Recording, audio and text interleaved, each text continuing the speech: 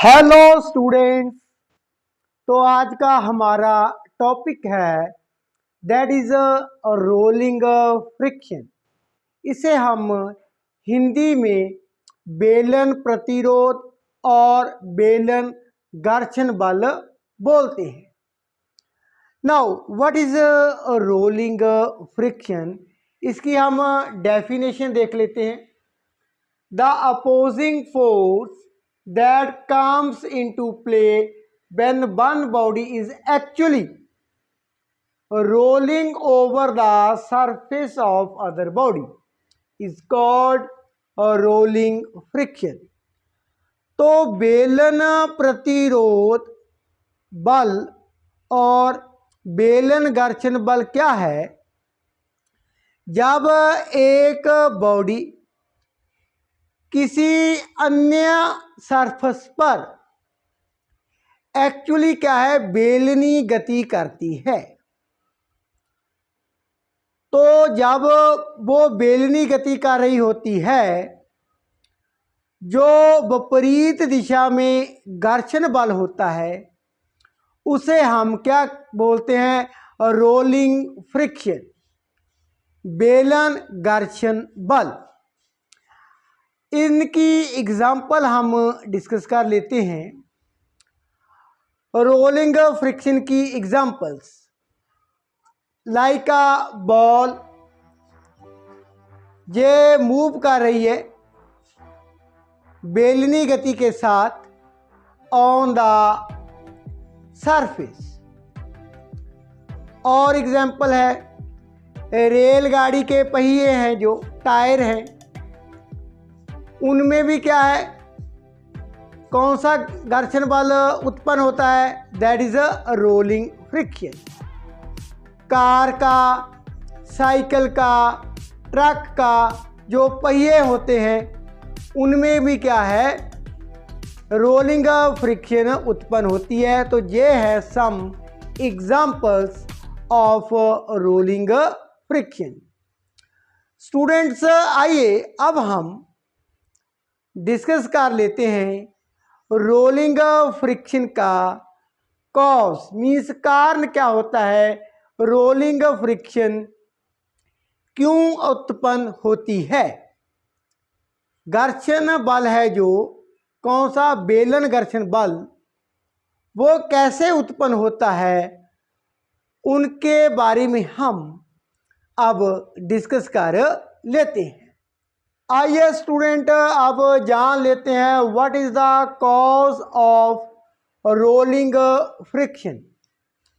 तो एक पहिया है, वो हॉरिजॉन्टल सरफेस के ऊपर क्या कर रहा है, बेलनी गति कर रहा है।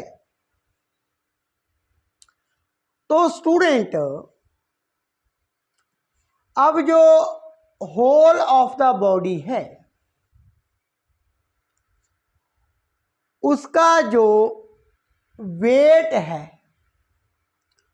वो कम क्षेत्र ऊपर क्या है, बल लगा रहा है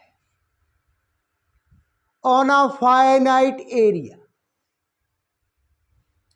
जो बॉडी का वेट है वो एक फाइनाइट सीमित क्षेत्र पर क्या है, एक्ट कर रहा है। तो प्रेशर बढ़ जाएगा, एरिया कम है, प्रेशर क्या होगा, ज्यादा होगा। तो इससे क्या होता है, इससे जो पहिया एंड सरफेस का जहां पर संपर्क होता है वहां का जो एरिया है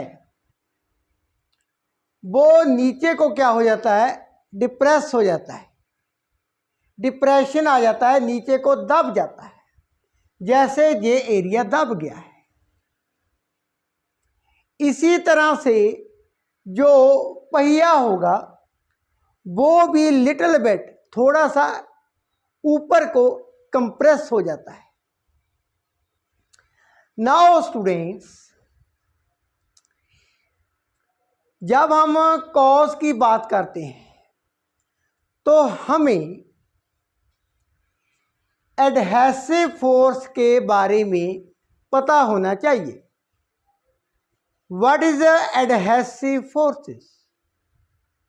ये वो बल है जब टू बॉडीज के मॉलिक्यूल्स हैं, बॉडीज क्या होगी? डिफरेंट होगी, उनके मॉलिक्यूल संपर्क में आ जाते हैं, तब जो उनके बीच में अट्रैक्शन होती है, आकर्षण बल होता है, उसे हम क्या बोलते हैं? Adhesive force, force of attraction. For example, जैसे हम ग्लास में पानी भर लेते हैं,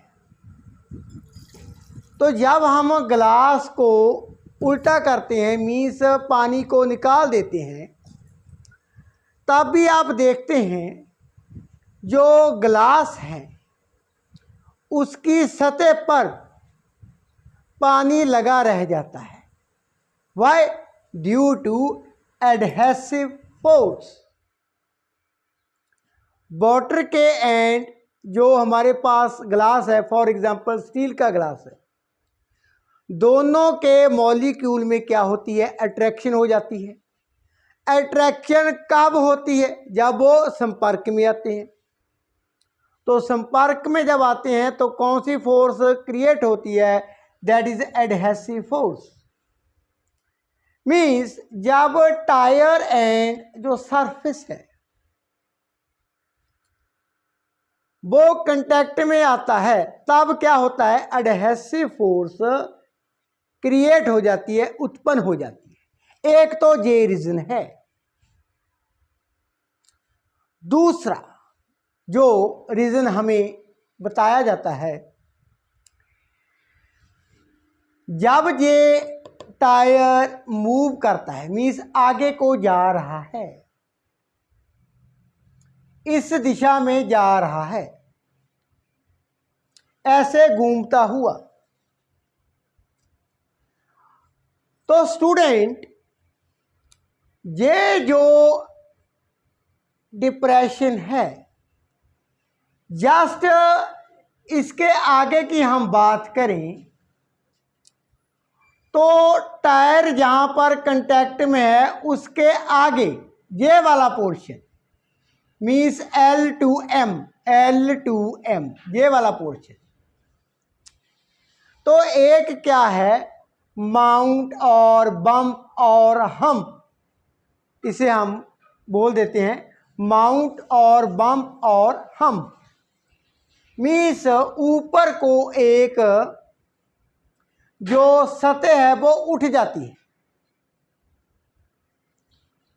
टायर ने सतह को नीचे को दबा दिया, जहां पर दबाया है टायर के आगे एक हम्प, माउंट ऊपर की तरफ क्या है? जो जगह है, जो सरफेस है, वो ऊपर को उठ जाती है। अब टायर तो घूम रहा है और आगे भी बढ़ता जाता है, तो ये जो ऊपर की तरफ माउंट और बम्प उत्पन्न हुआ है, ये टायर को आगे बढ़ने से रोकता है। मीन्स उसकी गति को रोक रहा है, रोकने का प्रयास करता है। जैसे जैसे टायर आगे को मूव करता जाता है, ये जो हम्प और बम्प हैं ये भी साइमल्टेनियसली क्रिएट होता जाता है। जैसे जैसे टायर आगे बढ़ता जाएगा, वैसे वैसे टायर के आगे माउंट है वो क्या है? क्रिएट होता जाता है, जो उसकी गति को क्या करता है? कम करने का प्रयास करता है। सो ये है ए रीजन बिहाइंड रोलिंग फ्रिक्शन। इसके साथ ही स्टूडेंट, जब टायर आगे को मूव करता है, ये जो पोर्शन है एल के मीन्स के एल पोर्शन, ये वाला पोर्शन, अब टायर तो आगे मूव करता है, तो जो खड्डा उत्पन्न हुआ था, डिप्रेशन था, नीचे को दबा हुआ था, ड्यू टू इलास्टिसिटी, वो अपनी पोजीशन को, वो सरफेस क्या करेगा, क्या करने का प्रयास करता है, मेंटेन करता है। मीन्स वो खड्डा है, वो क्या है, अब क्या हो जाएगा, नॉर्मल हो जाएगा। खड्डा कहाँ पर पड़ेगा, जैसे जैसे टायर आगे को मूव करता जाएगा, टायर आगे को मूव करता जाता है, जहां पर कंटैक्ट है वहीं पर क्या होगा, डिप्रेशन होगा। एंड स्टूडेंट, जब टायर आगे को मूव करता है तो ये जो पोर्शन है एल के, ये वाला, ये टायर से क्या है, शूट रहा है। ये जो सरफेस है, ये जो सतह है, वो क्या है, वो टायर का साथ छोड़ रही है। अब साथ छोड़ रही है, लेकिन जब वो साथ में थी, मीन्स टायर एंड सतह चिपकी हुई थी, उनमें कौन सा बल था, कौन सी फोर्स थी, adhesive force, means force of attraction. अब जो फोर्स ऑफ अट्रैक्शन है, मीन्स दोनों के मॉलिक्यूल, टायर के एंड सतह के, वो नहीं चाहते टायर आगे मूव हो। उनमें क्या है, एक बंधन बांध चुका है, तो वो टायर को आगे बढ़ने से क्या करेंगी फोर्स, वो फोर्स इसे क्या करती है, रोकती है, एडहेसिव फोर्स।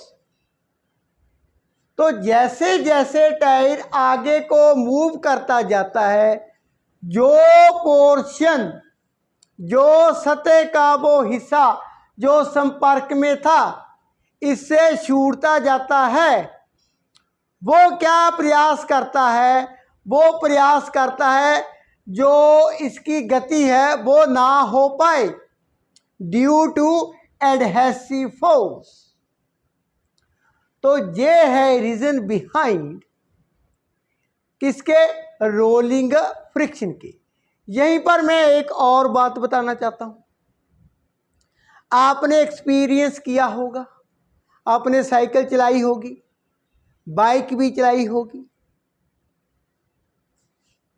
नाउ स्टूडेंट, जब हमारे साइकिल के टायरों में हवा कम होती है, हमें अधिक बल लगाना पड़ता है।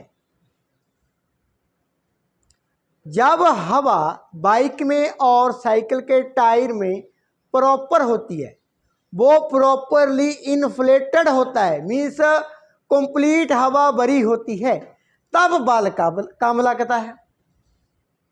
इसका भी रीज़न यहीं पर है। जब हवा कम होगी, टायर जो है वो ज़्यादा कंप्रेस हुआ होगा, मीन्स टायर का जो सतह है, क्षेत्र है, एरिया है, वो ज़्यादा कांटेक्ट में होगा सरफेस के साथ। तो जब सरफेस के साथ ज़्यादा कांटेक्ट में होगा, एडहेसिव फोर्स होती है वो भी बढ़ जाती है। तो एडहेसिव फोर्स क्या है, फोर्स ऑफ अट्रैक्शन है। तो वहाँ पर क्या होगा, इस केस में जो बेलन घर्षण बल है वो बढ़ जाता है। वहीं पर जब टायर में हवा कंप्लीट होती है, तो टायर का जो सतह है, जो एरिया है, वो कम कांटेक्ट में आता है विद द सरफेस। तो एडहेसिव फोर्स भी क्या होगी, कम होगी। मीन्स जो बेलन घर्षण बल है वो भी कम होगा। तो स्टूडेंट, ये था रीजन बिहाइंड रोलिंग फ्रिक्शन। आगे के वीडियो में मैं इस चैप्टर के जो न्यूमेरिकल हैं उनको डिस्कस करने जा रहा हूँ। Thank you so much for watching.